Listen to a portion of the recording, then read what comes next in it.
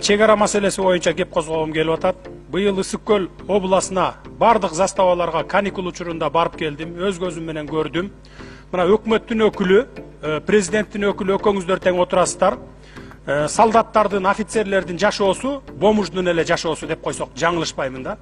Мына мен доказать этип бере аламын, айтып бере аламын. Мисалы, солярка, бензин деген жок, эзели жетпейт экен. Көмүрү бүгүнкү күнгө чейин жок. Тамак аштан дагы абдан тартыш.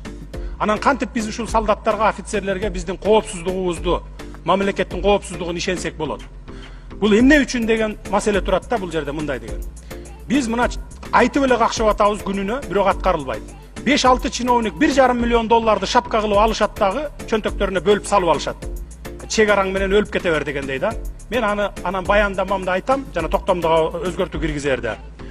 Мына ошонун кесепетинен могу эчкили таштагы солдат баарын атып өлтүрбөдү офицерлерди, солдаттарды. Бу дагы жөндөн жөн эмес.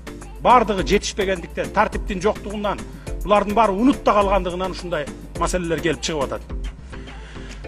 Чегара маселеси боюнча Өзбекстан, Тажикстан менен бүгүнкү күнгө чейин чекит коюла элек. Кытай, Казакстан менен чекитти коюп алганбыз. Проблемабыз жок чегара боюнча бүгүн. Өзбекстан менен тез аранын ичинде чекитти койбосоңор, урматтуу президенттин өкүлү, бул президенттин компетенциясына кирет. Кол коюшуп алып келиш керек, биз ратификациядан өткөзүп беришибиз керек. Кайсы жер спорный?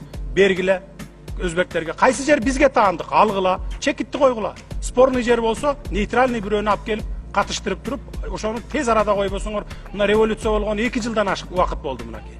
Бүгүнкү күнгө чейин ушу чегара маселеси чечилди.